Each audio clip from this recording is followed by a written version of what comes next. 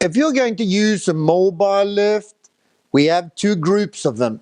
You have a passive lift, lifting you completely off the ground, and the active lift that is helping you to stand up. It is a big difference in the pattern. Not everybody understands that, but I'll show you what I mean. When we use a passive lift and the person is hanging here in the sling, when it's moving up, we don't want it to move too close to the mast because then the patient will hit their knees in here. So we want it to go as much up as possible. But if we would use the same pattern for an active lift, it would be really bad. Some of you have probably seen the old style of the patient handling when they help a patient to stand up, where a nurse goes in on each side and puts their arm in the armpit and tries to lift them up. And it's not good because it's the wrong direction. It will passivate the person and it will be really bad. So if a person is going to stand up, the direction that this passive lift is moving is really bad. So let's move that away now. When she's standing up, she will move a little bit forward and up. And then when we do that, we have made the active lift move in the same direction. It has the same pattern. So you will see that that will make the difference. If it's moving in the wrong direction, like a passive lift, the sling will slide up. So if you have a sit to stand where you think that the sling is sliding up, you know that, okay, it's made like a passive lift, lifting straight up. Now, when you use the MiniLift, first of all, you can open up the leg parts here so you can approach the wheelchair in an easy way. You can adapt the knee supports up and down, in and out, and you can tilt them a bit. But now to one of the worst problems with a sit to stand. The typical patient here is leaning back. They have a problem to lean forward. And then what we see here is nurses standing, pulling in this one, trying to get up here. And since the patient is pushing back, they are fighting the patient. So to avoid that, we made the sling bar move in and out. So when we move the sling bar out like this, you can attach the sling easily. This is saving the backs of nurses a lot. So when you do that, then you can push it in again, and that makes a big, big difference. Now she can hold on here, and when she's coming up, she can hold on here, and that's really good when you want to stand and take some weight off your legs and also adjust your position so that you find your balance. Now, when you use a sit to stand, normally we want the person to activate the muscles here so that they don't sit down, they lean back a little bit. And then you can get up easily. Here we have the sling that goes all the way down. We call this a thorax sling with seat support. Now it's even impossible for her to sit down. On the sling, we have made a place where you can put the arm. If one arm is weak, it's already prepared for that. Now she can hold on here. This part in the center will show you where the center of the body should be. So here, if you have a mirror in front of you, you can adjust your position until you find your balance. The part here is really good when you want to take the lift with you to another location. It's easy to move because we put capsulated wheels, so dirt and hair will not go inside. On these wheels you have brakes so that you can stop it if you want to. On this one we have a battery that you can take on and off. You can charge it at a charging station or on the lift. You got the emergency stop, emergency lowering. You got diagnostics and all other features that you need. Another thing that I want to mention is that the foot plate is really low. If that's low, it means that it's easy to get your feet up and down, and it's also easier to sit down and stand up. Because when you're standing up, your knee should be on the same height or lower than the knees. When we are using the MiniLift, we have two different slings. The first one here is good when she have more muscle activity, more tonus in this part. So when I'm racing it,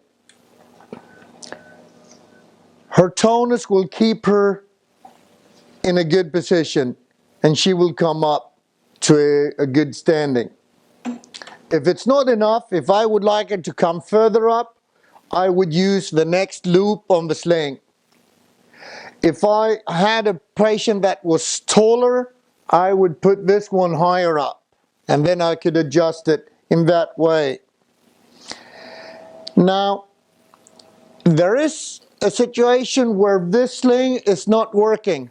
So, when I'm helping her to stand up now, she will relax in this part and lean forward. And then you will see that it's not working.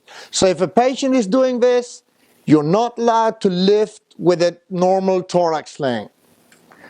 So if the patient is leaning forward, relaxing in these muscles so they sit back, you see that it's not good. Then you need to stop and go back. In that situation, what you need is a support low down here to get up when your muscles are not strong enough. And that's when we use a thorax sling with seat support, because it goes all the way down here supporting so that you can help a person up standing that normally would not be allowed to stand. They need to have enough leg strength so that they can stand when coming up, but if they are weak in the muscles here, we could still do it. So now we'll show you the thorax sling with seat support. This is the thorax sling with seat support. As you can see, we've made it so that it goes further down so that it will support weak hips and weak legs better. You put the belt on, same as the other one. You attach it the same way up here, tighten the sling bar, and now normally here they have to be strong in legs and hips, but now I'll act like if I'm weaker and you will see that it will still be working. So I'm not leaning, pushing back as much as before, and you will see here that now it's pushing back here, so it's almost impossible to sit down. They need to have some strength, but not as much as the other one. When you come up here, if you think about going to the toilet, we've made it so it's easy to take it up for toileting and then bringing it down again. So that's not a problem. We also have another version that is in a disposable material, exactly as this one, like the thorax sling with seat support. Another feature that I want to mention is that if you have a person with a weak arm, there is a place where you can put the arm to support it. This type of sling is good when the person has a problem with the upper body, but have some strength in legs and by the hips. So now, here, if they are falling back, it doesn't matter. If they are pushing back, it doesn't matter. They will still get up.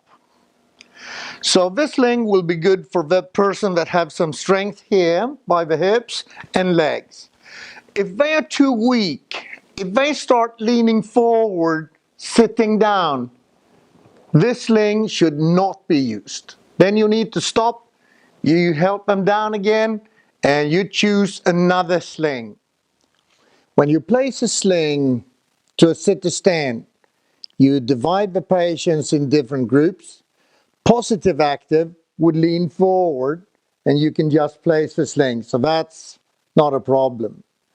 A passive or negative active patient would push themselves back when you try to move them forward. And that's quite common when you talk about a sit to stand, because if you could help them to lean forward, you would probably use a return or stand up using a belt. So when you have a person pushing themselves back, it can be quite tricky to get the sling down underneath and behind them. So I'll show you a smart way of doing it. So now when you place the sling, you use one Easy Glide oval. If you don't have an armrest, you can slide it in directly behind the person. If there is an armrest, you place it inside the armrest, you help it to turn around the back, and you slide it in, and then you turn it up. And now, as I said, the sling has a high friction material inside to prevent it from sliding up. So we cannot use two boards. That's when I take the slide, I fold it double, and I put it behind the patient like this. Now I take the sling and put it behind the sling, but in front of the Easy Glide oval. And then even if she's putting pressure back, I can slide it down without any shearing. And when I'm done, I pull in the part that is behind her so I can remove the slide without shearing. When you're coming towards a wheelchair or a bed, sometimes you need to open up the legs of the mobile lift. You can have two options here. Either you can get a manual version where you just put your foot on a pedal and push to open up or to put it together again, or like this one where you have it electrical, so you just push a button and then you open up so that you can get all the way in. When you look at the mobile lift, it's good to consider this being a mobile lifting station. That means that it's not meant to be used for transportation. Once the patient is up, we don't want you to be driving the patient all over. The best is if you have it by the bed, you lift up, you just move the wheelchair away, you get the mobile toilet chair in and down. Then you don't have to move this device at all.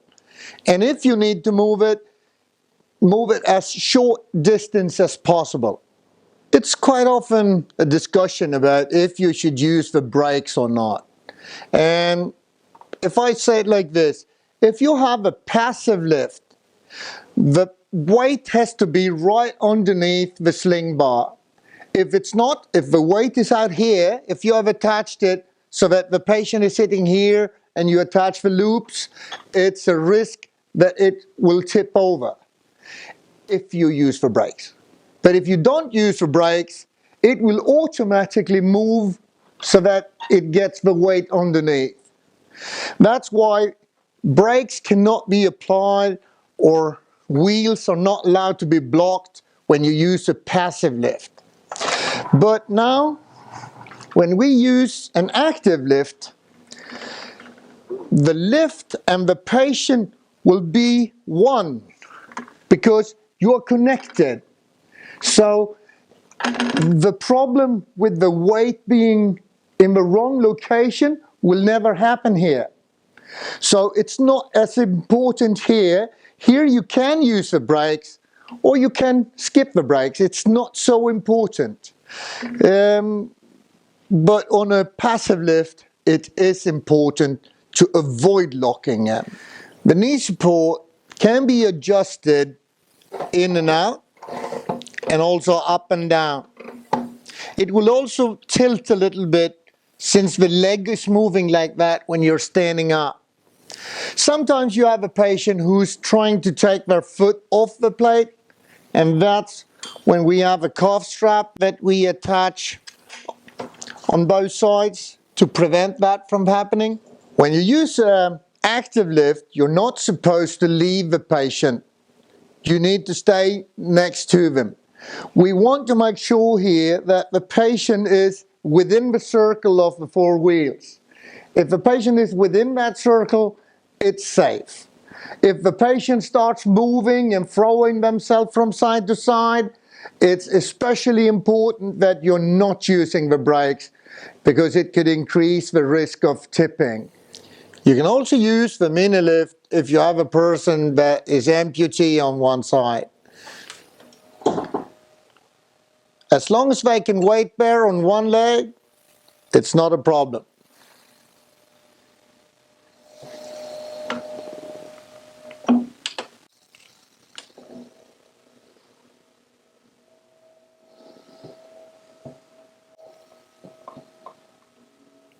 If you have raised it up and the patient is standing and you want to go down again, it could happen that a hand control is broken. And if it is, you can lower it with our emergency lowering. You can use a pen, you put it in here, and you can go down. You can even go up if needed.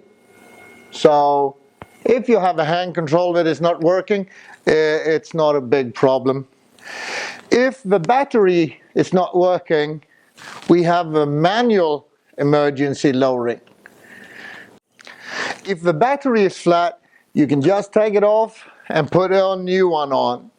We have an external charger, so most hospitals would get two, so they have one in the charging station and one on the mobile lift. Here you have the external charging station for the MiniLift. If you have two batteries, one will be on the MiniLift, you charge it regularly. If you have a flat battery, you can go here and you can just bring the charged battery and replace them.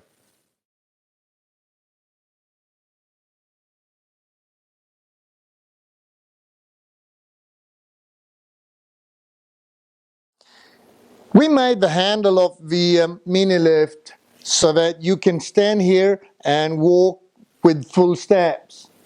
We made it rounded so it's easy to walk around to the side, because sometimes you need to push in this direction, sometimes in the other direction. And by having that shape, it's easy to get a good grip wherever you're standing.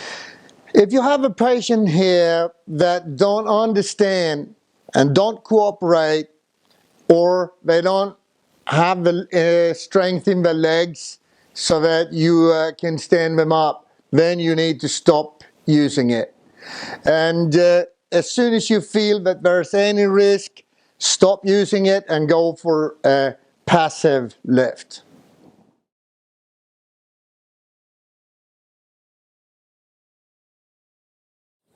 The motors on the MiniLift is just pushing, not pulling. So if you want to lower the motors, you need to have a weight on it. If you have a patient attached with the sling, it's not a problem. It will happen automatically. If you're using it without the patient, you need to put your hand on it and pull a little bit so it has some weight when you lower it.